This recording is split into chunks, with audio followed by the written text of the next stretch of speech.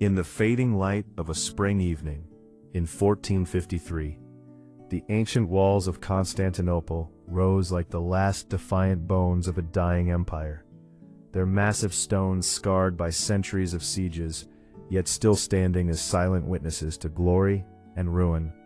The air carried the scent of salt from the Golden Horn, mingled with wood smoke from countless hearths, and the faint, acrid tang of fear that no one yet dared name. Merchants haggled in shadowed arcades, priests chanted vespers in echoing churches, and children chased stray dogs through narrow streets where marble columns from Rome's golden age lay half buried in mud. But beneath the rhythm of daily survival pulsed a deeper unease, a sense that the world they knew was unraveling thread by thread. No trumpets announced the end. It crept in quietly, disguised as ordinary hardship, ordinary prayers, ordinary tomorrows that would never arrive. The collapse did not begin with chaos. It began in the quiet erosion of certainty, in the spaces between what people remembered and what they refused to see. For generations, Constantinople had been the beating heart of the Byzantine world, a city of wonders, where the Hagia Sophia's dome seemed to float between heaven and earth, reflecting the ambitions of emperors who once commanded armies from Britain to Persia.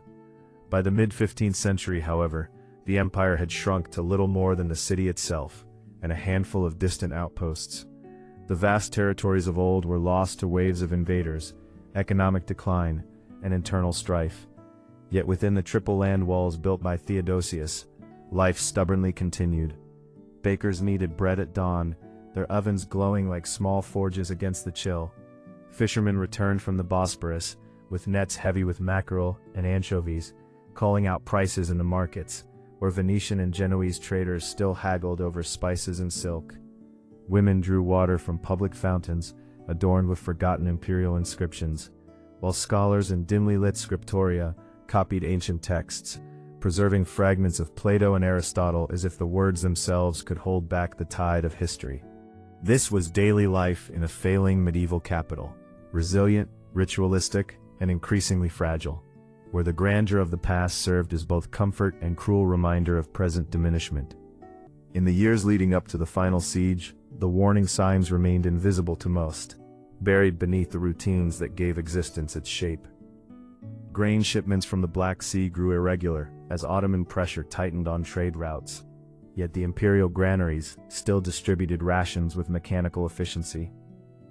Taxes rose to fund repairs to the aging fortifications, prompting quiet grumbling in the taverns but no open revolt. Plague had visited before, leaving empty houses and haunted faces, but recovery always followed, however incomplete. Priests spoke of divine trials, urging the faithful to greater piety, while the Emperor Constantine XI, a pragmatic ruler burdened by impossible choices, balanced alliances with Western Christendom against the deep suspicions of his Orthodox subjects. No single catastrophe announced the gathering storm. Instead, it was the slow accumulation of absences, fewer ships in the harbor, thinner crowds at festivals, a subtle thinning of the population as families quietly slipped away to safer provinces.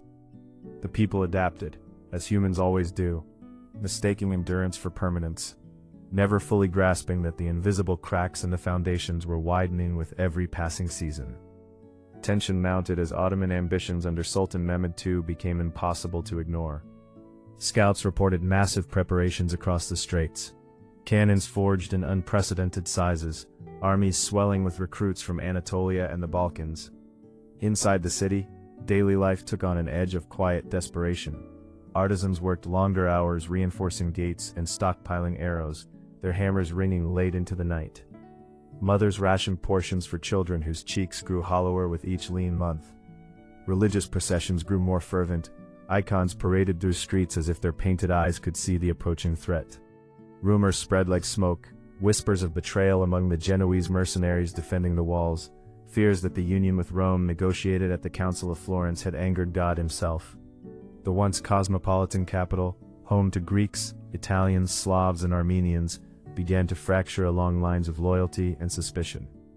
Yet still, the markets opened.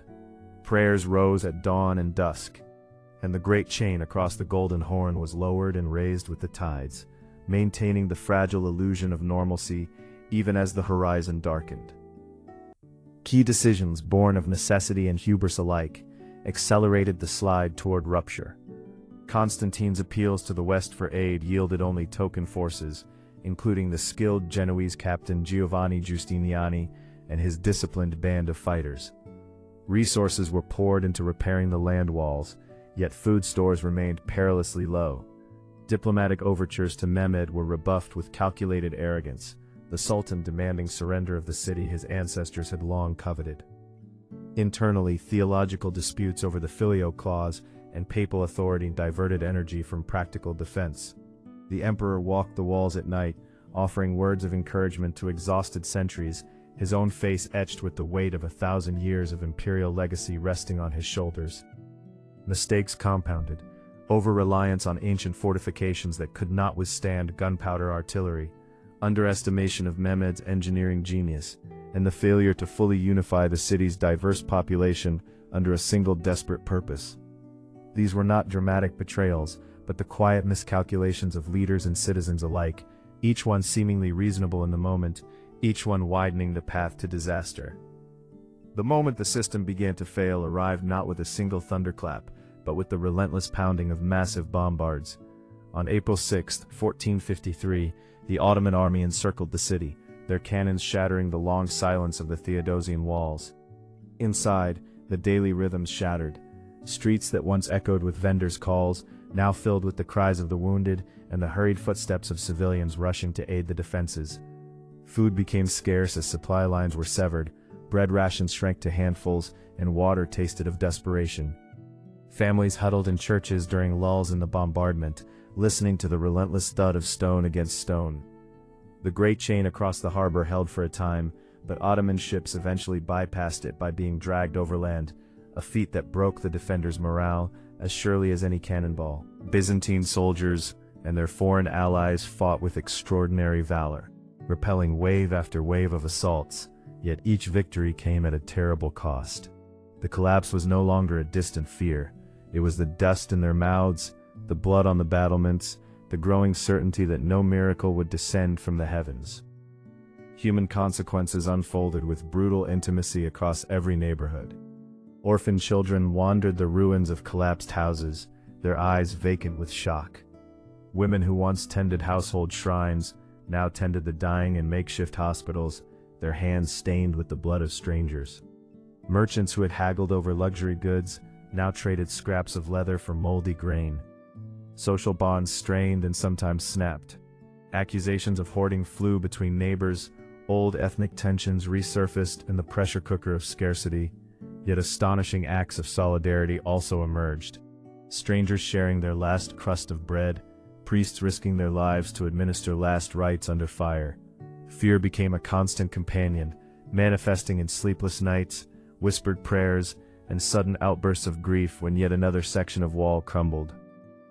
The once vibrant capital transformed into a besieged fortress, where daily life meant survival first, humanity second. Bodies piled in the streets until burial became impossible. Disease spread alongside despair. This was the true face of collapse, not abstract empires falling, but individuals confronting the end of their world one agonizing hour at a time. As the final assault began on May 29, the social fabric tore completely. The Ottoman forces breached the walls near the gate of St. Romanus after weeks of unrelenting pressure. Chaos engulfed the city. Screams pierced the pre-dawn darkness. Soldiers fought desperate rearguard actions. Civilians fled toward the harbor or sought refuge in the Hagia Sophia, believing its sacred space would protect them.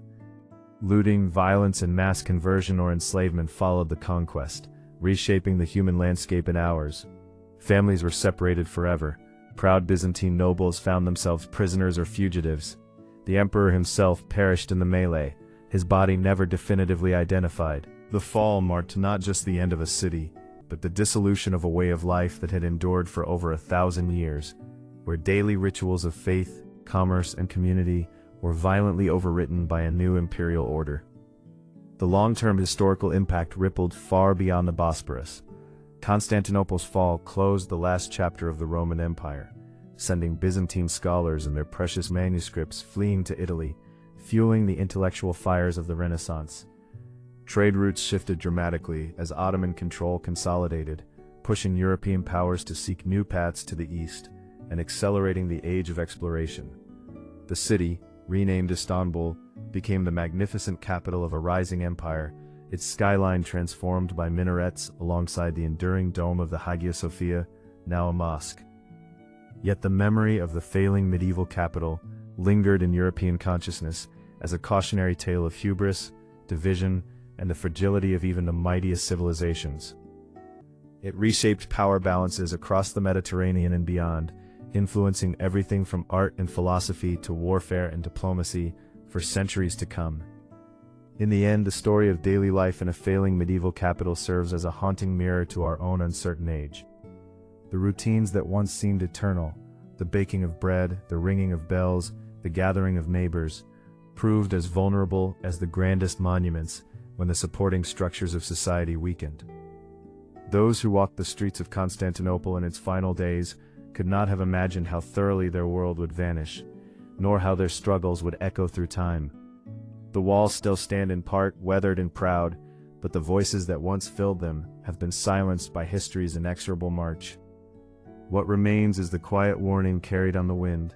Civilizations rise and endure through the small acts of ordinary people, yet they fall when those same people fail to see the gathering shadows until the light has nearly gone.